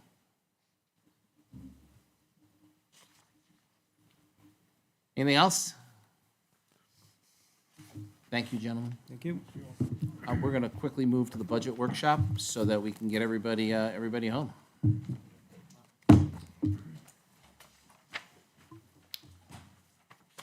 So Justin, so next week is really the larger, deeper meeting. I know we had the discussion on Saturday, back at the earlier part of the month. Tonight, I'm just looking for some, what things have you been able to follow up on? Give us a little bit of an update. That may bring up more questions for next Monday. But next Monday, I want to start peeling this thing back. And what I'm looking for from the Budget Committee is, since you work with them closely, is that, if they're going to be making recommendations on where they think we should be looking, or where there possibly we should be cutting or adding personnel or services that should be changed, I would like them to bring that with them for discussion, and that it will be the first item on our agenda. Absolutely, sounds great. Do you have anything you want to review with us for tonight? For tonight, no, the budget remains as it was last Saturday. I provided you with some information that you all requested at that Saturday meeting regarding overtime as well as budget versus actuals for the last 5 years. Yes. Could I have, Please proceed. clarification on, since you prepared this and got this ready for this week? Appreciate it. Yeah, I thought we were going to talk about this a little more too, but that's Well, fine. we can get further, we can definitely talk about it. That's why we're here. Yeah, no, so police department overtime history and fire department overtime history. So are we saying on this report, just as an example, for FYI 23, that there was budgeted overtime of 727, and so far we're at 736? Is that how you read this, actuals versus overtime? So that's overtime line, right? It's not just payroll? I want to make sure that I understand it. So I think if I'm understanding you correctly, you're looking at the bottom part where it says FY23 amount. Yep. Total, That's what's yeah. budgeted. And the actuals, the line across from it is not FY23. That is the average of below, the previous 5 years below, since we are only a couple months into FY23. Okay, but these lines, all these lines, 22, 21. Those are, yes, that's the budget versus the actual. The only exception is FY23. Overtime only. Overtime only. So silly, this is gonna be really silly, because I know this is not possible. I'm not even suggesting that's possible, but I'll go all the way to 18, so there's no craziness about the average. So are you saying if we did away with overtime completely, we would have $622,000 to play with? I know that's, I'm not suggesting that, but that's that line is overtime of 622,000, right? On 2018, budgeted? Total? So back in 2018, yes. Yeah. Okay, so I just want to make sure I'm looking at the right thing. Yep. So if you were to go to the fiscal year 18 budget, Yep. you would see those 4 divisions with those dollar amounts as the overtime budget. So in 18, 19, we underspent, and then that's where 20, we started to, basically even, $20,000. But then in 21, obviously much more. Obviously, we had a pandemic, so, I mean, during that time. And so the past 21 and 22, do you think that the overtime was mostly due to the pandemic? So I don't want to speak for the departments here, but I think the pandemic assisted along with the difficulty in finding the appropriate staffing for our departments. Yeah, because $200,000 is a lot to be over, and then almost 300 on 22. So that was my only comment about, and I'm just looking at police. I'm sure the fire, same situation, but I mean, I was just looking at the top page. But that's my comment was when we were doing the budgeting on Saturdays, that if we can take a look at some of those things and maybe, like the chairman said, we're not eliminating those positions, but if we did get those filled, right, they would almost pay for it by the overtime savings that you could see with this expenditure, especially when you're over almost $300,000. I think we said an officer was what 200 or 190 or something like that? So the total cost of an officer, or Total cost, yeah. all in for including their health insurance, you're looking at about 160 to 190. Yeah. 160 to 190, yeah. I mean, it would at least help, that's if those. Yep, those I funds- wouldn't say it's a 1-to-1 equal, but it should assist in lowering the overtime amounts that we spend if we're adding those additional hours in with filling the positions. Okay, so help me, I don't know if you have this broken down, but help me understand a couple of things, okay? Absolutely.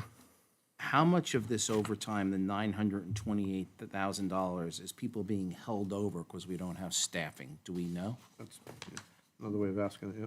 I am not able to provide that for you. I'm not sure. So, This man can, though. well, Chief, you don't want to answer yet because I have a secondary question. You can wait. So the number of hours is 17,004. Is that right? Where are you looking, Jim? All the way at the top. So 928,000, 17 hours Okay. and 4. Am I right? In fiscal year 22, that is correct. Okay. And this may be a little bit more difficult question to answer. If I divide that by 365, that's 46.6 hours of overtime a day. I haven't done the math on that. I'll trust your math on that. So So I if just you wanna have I three wanna- people, if you have 3 people on one day working overtime, you could have 24 hours right there if they work an 8-hour shift. I just want to understand the number a little bit better, and then let me explain to you why I want to understand the number a little bit better. I may get the numbers wrong, but they could be approximate. In 2012, we were running a run rate at the fire department of about $550,000 a year in overtime. What we figured out from that exercise is that we were running 8 to 9 man shifts, or 8 to 9 person shifts, and that we were backfilling for vacations and sick time and everything else. So when we brought the new chief in, one of his charges was to fix the overtime line. And by doing that, he had to make a number of adjustments to how he ran that. He had to hire people, he had to increase staff, et cetera, et cetera. That seemed to have worked. The only reason I'm going off of that is that we did it once before 10 years ago. We sort of have a model we know that we can look back at. The reason I'm trying to understand the police one is so that can we apply the same thinking and same model behind it if that indeed is the same issue? I don't know if it is, so that's why I'm asking to peel the numbers back to find out whether or not it is. And it may not be, and that won't be the answer.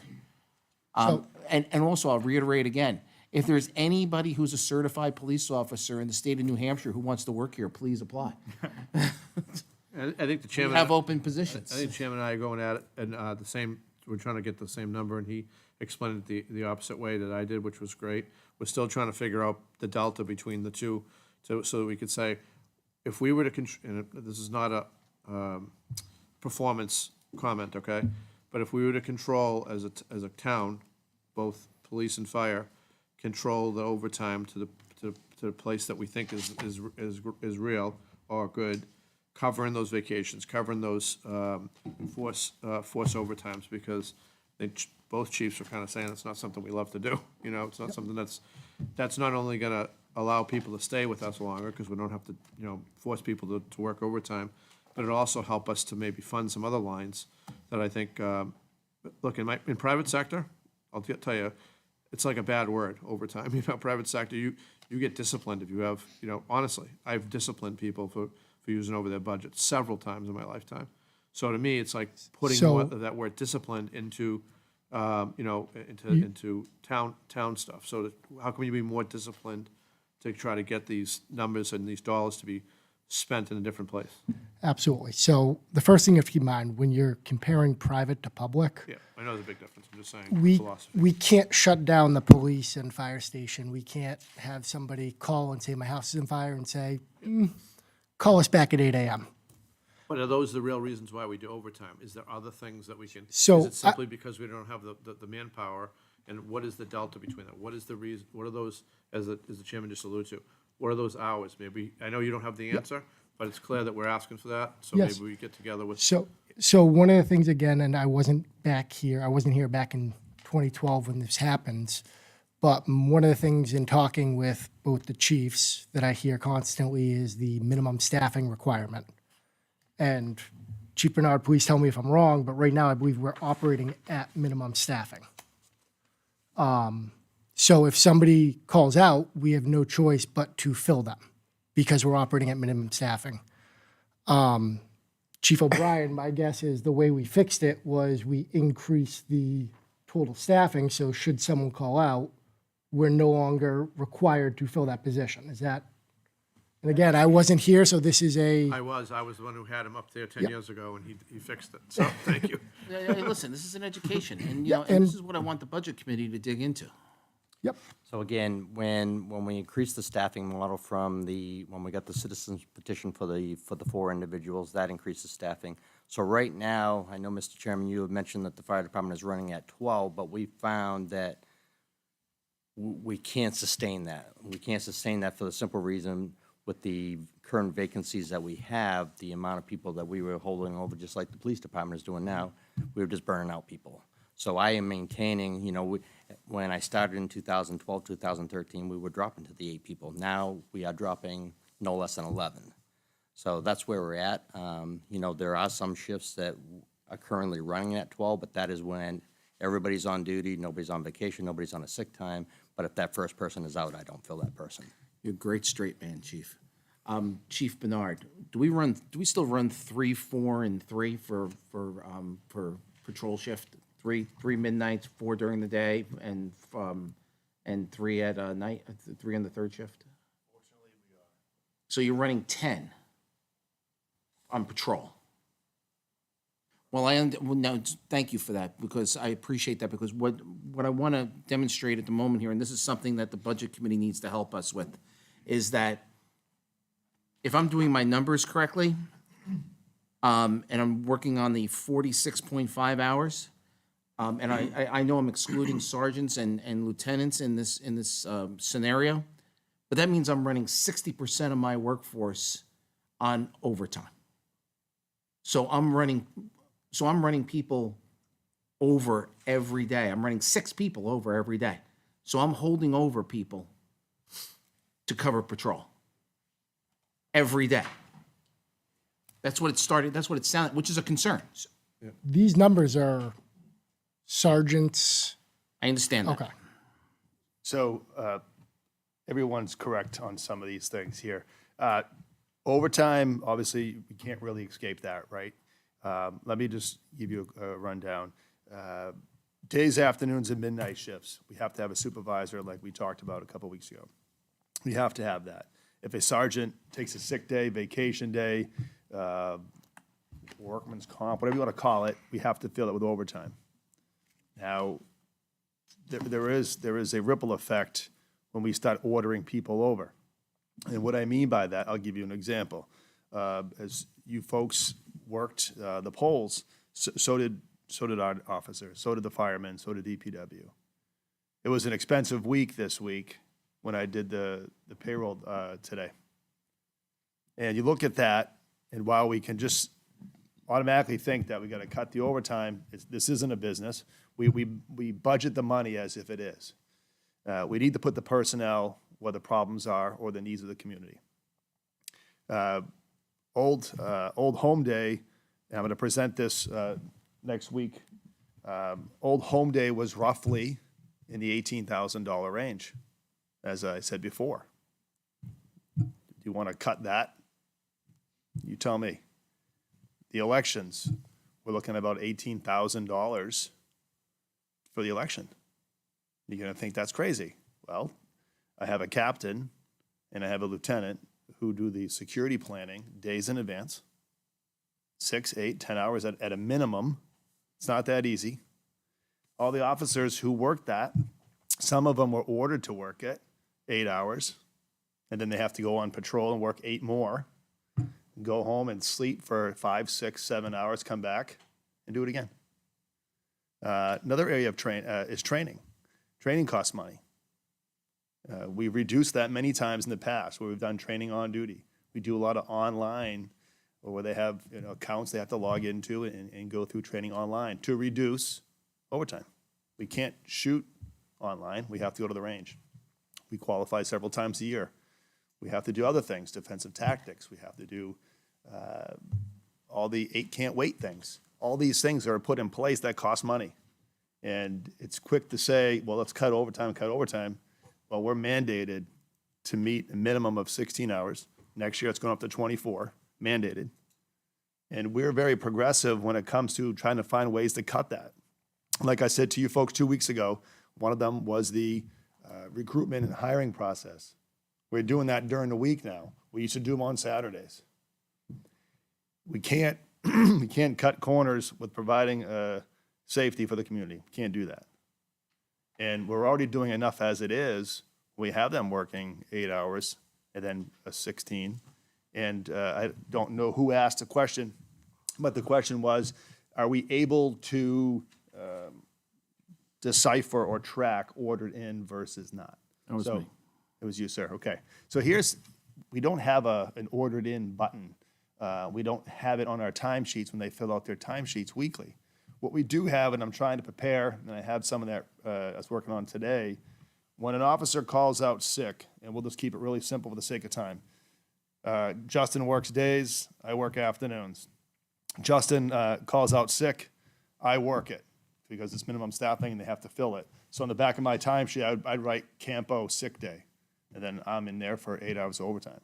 So we don't log it in as if someone was ordered, because then we'd be writing Bernard ordered for Campo. So there really is no way to track that. But what I have prepared, I believe Councilor Green, that was your request 2 weeks ago, was can we take a look at how many times we're being ordered?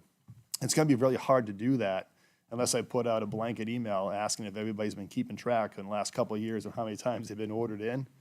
I'm sure there are a few who would be able to keep track, specifically the junior officers in the agency. And again, we minimize, captains don't make overtime. I don't make overtime. Lieutenants, very rarely do they make overtime. Sergeants and patrol, detectives, during the week, Monday through Friday, if a detective takes a sick day or vacation, we don't fill it with another detective because we don't have anybody to do that. When an SRO is not in school, we don't backfill with another SRO. We don't have that ability. So Monday through Friday, folks, don't cost us a lot of overtime when they take the day. But normal Monday through Friday, 24/7 cops, that does. It costs money. Chairman. So want to be clear, I'm not saying take the services that the overtime allows you to provide and eliminate that. That's not what I'm saying. Just want to make sure I'm clear. But we do budget, okay? You would say if there's an election, now you have some numbers. Here's the amount of overtime that we need to have. There's a budget for a reason. And so what we were able to do in the private sector, and I understand that, I'm going to keep saying this because you can apply these same things because they're human beings, right? You know there's going to be certain overtime that you have to use for certain things. So that's one that could be budgeted and expected. There's going to be the things that we're going to have, pandemics, catastrophes, God forbid, things that happen that you're not going to be able to plan for. That's why there's an overtime budget, and we're going to do that. What I'm saying to you, if we can measure those items and try to really keep that number as close to those budgeted overtime hours as we can, then track the ones that are out of the ordinary. So if you say, I don't know, I'm just throwing a number, in the year, there's, 27 things that are gonna cause us overtime. Here are the amount of hours that we feel that we've budgeted. If it goes beyond that, right, what is the reasons that happened? And if we have that data over a year or 2 or 3, we can then start saying, here is the authorized overtime, or budgeted overtime, and here is the unexpected overtime. And then what you do is you say, justification to say, you know what, I'm gonna hire an extra sergeant, I'm gonna hire an extra 2 or 3 police officers just to cover the vacations, overtime, sick. And it's not gonna be overtime anymore. It's gonna be paid, it's gonna be half, 1/3 of the savings, 2/3 of the cost instead of paying the overtime. And so you're able to spend less money because you've planned for that overtime by using non-overtime people. Does that make sense? That's what we've Perfect done. sense. Yes, sir. And so that's what we're looking to say. If we can't do it today, we can do it tomorrow by proper planning. That's all. And we do, sir, we do plan for certain things that we know that come up. For example, a snowstorm. If we're at minimum staffing and we're going to get hit with a nor'easter or something, we add a patrol officer or 2 to that shift, specifically if it's a days or an afternoons, because we know it's going to be a lot more accidents, people are going to be tied up. So we do them for things like that. But as you indicated, there are things that we can't predict. We had an incident on Sparhawk about a month and a half ago. Now, a situation like that on a road, that ties up personnel for quite some time. An incident like that, we can't budget how long it's going to take. An incident like that was roughly $7,500 in overtime. And all these things do add up, and I'm going to try to prepare something for you folks as well as the Budget Committee on some of these areas that we overlook. We all overlook it because we just don't think of these things when we're talking numbers. We're just talking about how many staffing we have and what we're budgeted for. But a lot more goes into it than just that. And the example that I just talked about a few minutes ago, if you were to look at this that Justin put together, if the 5-year average is 13,530, and we said that, say, 14,000, okay, is the budget of what we're talking about, and you were able to justify over the past 3 years that, look, counselors, just to keep an idea, we've been running his 14,000 budgeted hours, and that takes care of not only the ones that we talked about that we were expecting, but also it has a consistent number in there that's built in of what we're running over the budget.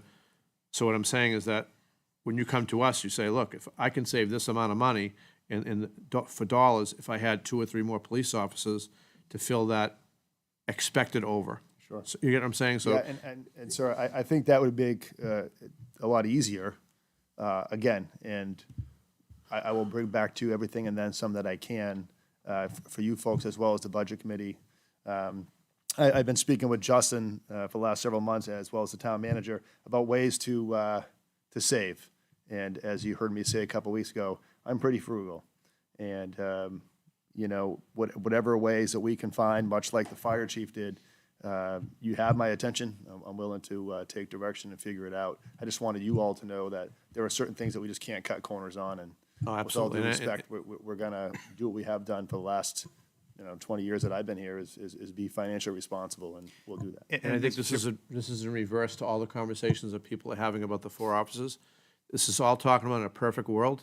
We absolutely 100% need those 4 offices in order to get this to even be touched, and even to think about us trying to control the overtime, we need to be fully staffed. That's step 1. Right, And then correct. step 2 is then looking at this from a fiscal standpoint of saying, can we hire even more than that, right, to kind of take care of the overtime? Because, again, you're paying time and a half to the people that are overtime. Oh, yeah. And so if you could just pay regular time, there's a savings there. Yeah. And Mr. Chairman, Mr. Vice Chairman, I think that what we've identified here, based on your 2 questions and requests, is we may not have the data in the perfect form this year to be able to answer the question exactly right, but we'll certainly make available whatever we can to try to get as close to that answer as we can. I think something that we've identified that we need to improve going forward is it can't be that hard, I think, probably to track forced overtime. And I think that is a measure of healthy or unhealthy staffing. And I think it would inform these discussions going forward. And it's something that we should try to implement if we can. And then, I'm like a crazy person when it comes to charts too. Like, I like to see the deltas between, as you're losing officers, has your forced overtime going up. and you could see that that's maybe a cause, because the numbers are telling you that. That's, Yeah, I see a lot of those connections. Right. To your point, sir, I think we could figure something out on how to track a forced over. But again, sometimes, just to reiterate, some of these things are also caused when guys take vacations or people had COVID. They go, whatever, there's hundreds of reasons why they may not be at work, but we will work on that. I'll get with the IT guys, see if there's something that we can't somehow put into a computer program to track that. And last thing I'll say is that you're gonna see that 15,000 of planned overtime, but you're gonna also see there's that 2,500 that happen. Those 2,500 or 3,000 hours always happen, but they're for different reasons every year, but they always happen. So you plan to have 3,000 hours covered, no matter, you may not say that you're gonna be doing a snowstorm, maybe another day you're gonna be doing something else, but you're definitely gonna be doing it, because every year it's 3,000, no matter what, you'll find that. Anyone else for the chief? Let's not get lost in the numbers here completely, okay? What I am trying to say is that my concern is the same concern I had in 2012. We had 8 people on a truck. We were running dead man pumps. It was dangerous. Saying the same thing about overtime here. Yep. I'm saying the exact same thing here. We are running, if I'm including sergeants, it means I'm probably running about 45% of my people over. This also includes dispatch, just so you are aware. I'm running 40 to 45% over every day. Every day, 365 days a year, right? I understand people will fix the overtime part. I'm also concerned that the officers, the dispatchers, all the people there are getting the proper amount of rest so that nobody gets hurt. People get tired, things happen. So I think we need to highlight that as well as we're going through this. Our people are our greatest resources. That's my number one concern. So with that, Chief, thank you. Thank you. All right, so Budget Committee, any questions from you guys? Yes, Tim? You're talking about, Joe, you mentioned the hours, like overtime hours. You're not talking about eliminating it to 0, right? No. You're just trying to find that balance between man hours and money, because there's a certain point where it's cheaper to use overtime than it is to pay the extra 80,000 for Right. the health. And my stuff. So- comment was just saying, that is this the actual overtime? So if we took all that out and put it to 0, wouldn't we really do that, obviously, but that's the savings that it would be. What I'm saying is now we have to determine, since we know the number, how much of that is budgeted and always gonna be budgeted, and how much do we go over, and we need to go over every year, and see the delta between the two, and control it more, be more disciplined with hiring enough people so that we can eliminate that. So it's not like somebody's doing something wrong, it's because we don't have enough people to do it, that's why Because I it's was thinking happening. the first thing we should find out is, where's that cross point between hours and dollars? So it's cheaper to do overtime, and at this point, at this many hours, it now costs more money to do overtime than hiring another officer. Benefits and everything else. And then once you find that center point, you know this is a point we can hire officers, but if it's still dangerous for the number of hours that these guys are working overtime, then maybe that justifies the cost increase. Because right now in this environment, you're trying not to spend more money. Yep. So overtime is cheaper, but if that overtime is still putting health issues on, like overworking the officers, then that cost increase could be justified. You know what I'm saying? So Yeah, and those are the numbers we need to see. And that conversation goes to the fact that we talk about, we know that there's vacations, we know that there's sick time, we understand that, and you know what? Officers want to, I'm sure, get overtime, not like eliminating completely. It's part of their take-home pay. They actually budget for that in their home. But what the issue is when you say, okay, I'm going to be okay to work 56 hours a week, it's 16 hours of overtime. I'm happy with that. When they get forced overtime on top of that, that's where they get the safety issues, concerns, and some, so we really honed in on that, and that's why town manager and the chief will get together and try to segregate that and get us some real numbers on it if we can. So I just got. It also depends on the salary too, where those cross points are. I just got a text from someone who I know is an RN. It says this is the same thing that they're facing. People get tired, mistakes get made. That's my message. Yep, amen. So with that, yes, Steve. When they go on traffic detail, is that overtime? Is that a number in there, or where's that track? That's a completely separate pay code that is not included in this. Yep, this is just overtime for, Revolving account that is not in this. Yeah. Mr. Chairman, one more question, I'll shut up. hey, this is what it's this- for. These, I understand 100%. This is the backup of all the payroll for everybody. That, no, What is this, if you could explain this? that is the budget versus actuals you asked for.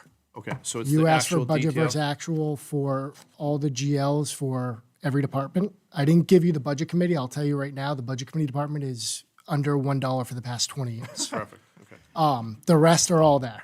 Yeah, I just wanted to make sure I knew the difference. Thank you. And Mr. Vice Chairman, what we're going to do when we really get into it on the 21st is to go through this slide 9. That's the version that has my notes present. But we're going to go through this slide 9 right here and compare the actual data that you have in front of you in that big packet with what increases we're recommending this year, line by line. Right. I want to wait on all this, when we have all 5 of us, so we do it once. And then Budget Committee is also going to be up here with us, and we're going to dig in. So Just wanted to just, make sure. yeah, absolutely. I'm still confused. It's still overtime. What, And I'm saying- police I'm not saying details? the cost, I'm talking about the hours. If you're talking about how many hours an officer works, they have overtime detail for traffic duty, don't they, sometimes? All right, so you have 2 different accounts. So, Talking about, these dollars are what's coming out of our budget. If they're doing overtime on a detail, that's not in these hours. Correct, so your point about how many hours is even higher. That's correct. Yeah. That is correct. But aren't those detail hours 100% volunteer? Yeah, I believe the answer is They- yes, except there are some instances where there's an emergency detail that would be paid as OT. Is that correct? But emergency details would be paid out of our budget. So, Mr. Chairman, just clarify to what you just said.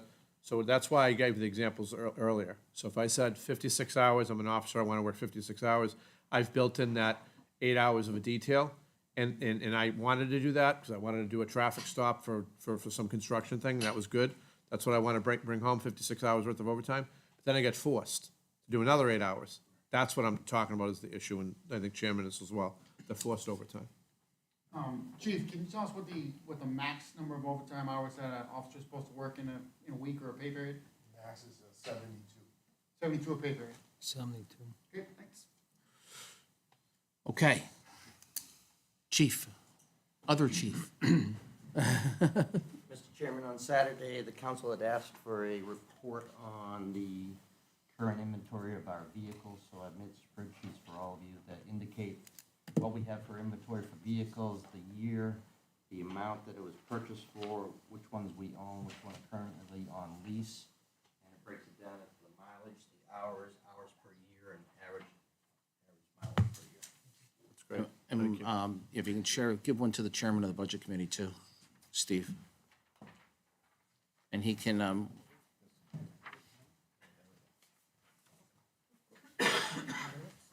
okay, and again, we're gonna get into this on detail on the 21st.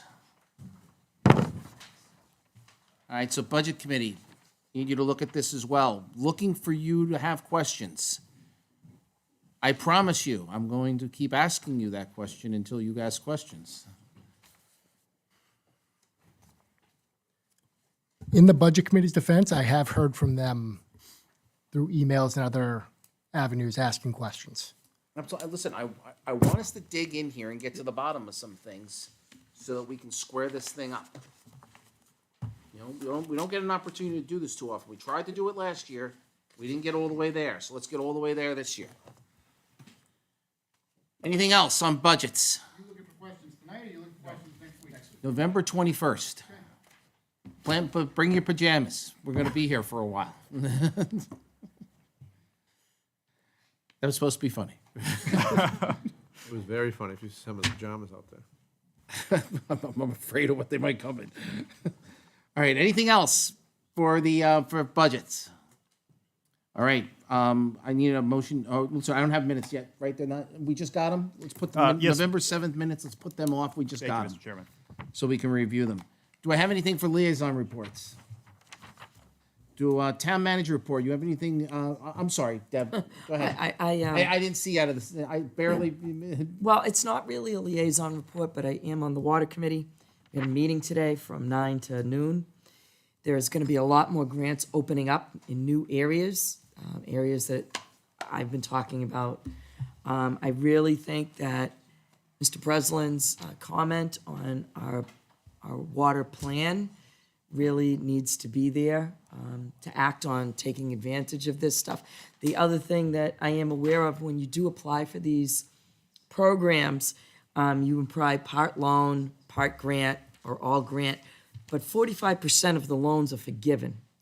So when you're looking at the numbers, it's real important to understand we might have to pay up front in a loan, but 45% of that loan will be forgiven because it is contamination.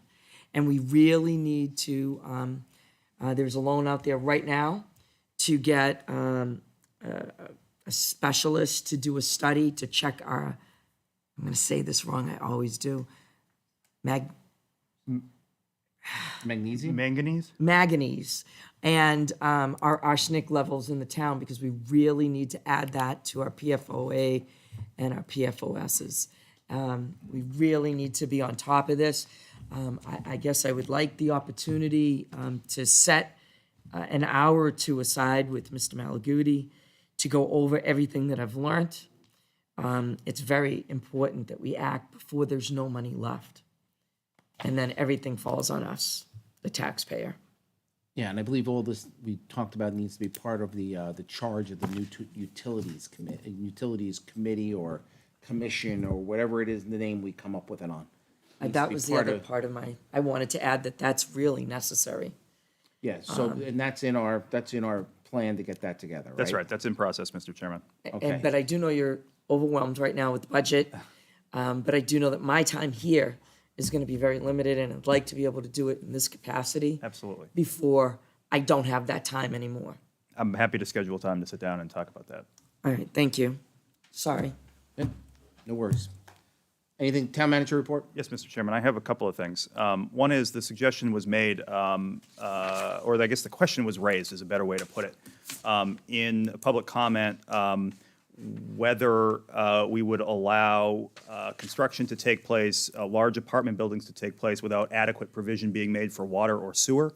I can assure you and the public that that is not something that would happen in Londonderry.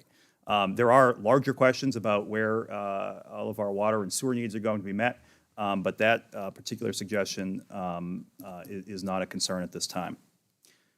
Mr. Chairman, I heard something else in public comment that I think is appropriate for me to comment on as the town manager, because I think the suggestion was made, or at least the question was raised, whether Councilor Franz has a conflict of interest for voting on a matter at the Traffic Safety Committee. I think it's fair for me to comment on that because although I'm no longer the town attorney and I don't adjudicate complaints against councilors or any other community official, I do think it's appropriate for me to comment on comments that call into question a councilor's integrity. And I want to make it clear that Councilor Franz has not asked me to address this. It's something that I am doing of my own accord. Under the town ethics code, a conflict is when a community official uses, votes or acts on a matter in which they have a direct, immediate, and definite personal or pecuniary interest, which is capable of being demonstrated. Under our town charter, Mr. Chairman, a conflict of interest is defined in section 6.2 and 6.3, and it makes it fairly clear that the personal interest that creates a conflict of interest is a financial interest. Section 6.3 makes the same thing clear. I want to make it very clear that any resident has the right to come forward in public comment and suggest, question, or even directly accuse an official of having a conflict of interest or committing misconduct. But I think it would be irresponsible for me to let that pass without looking at how our charter and ethics code actually define conflict of interest. I would suggest, Mr. Chairman, that if a resident has confusion about whether someone has committed a conflict of interest, I would be happy to discuss that with them by telephone. I know you would be happy to discuss that with them by telephone, and I know the town attorney would be happy to discuss that as well. I happen to have a high opinion of Councilor Franz's integrity, but it makes no difference. People who have high integrity do sometimes commit mistakes and errors. And in that case, there is a mechanism to make a complaint against a town councilor or any other community official, and that is to reference the ethics code that is available on our website. That is what I have to say on that matter, Mr. Chairman. Seeing nothing further? Oh, wait, two more things. Sorry, I just remembered them. Okay. I just wanted to know where the sister city lies and the Santa accommodations at the airport. Santa needs help with the helicopter landing, and I just wanted to know where that stood, or if we can or cannot help Santa that day. Yes. Drives a helicopter now? He gets flown here by helicopter at the yes. airport museum. Well, So- usually he has to land his sleigh in a secret place and get picked up by. Exactly. That's what I thought, okay. That's why he needs help. Councilor Paul, as we've discussed, I'm happy to make the town's resources available to make it a nice day for the children so that Santa can get where Santa is going. The Sister City matter, to be very frank, is not top on my priority list at this very moment, but it is on my list, and I promise to return to it. I asked because I got a phone call. I understand. So, all right, thank you. With that, I'll accept a motion to adjourn. Second. All those in favor, signify by saying aye. Aye. Ladies and gentlemen, we are meeting next Monday on the 21st. Plan on spending some time here. We're going through the budgets in detail. Good night.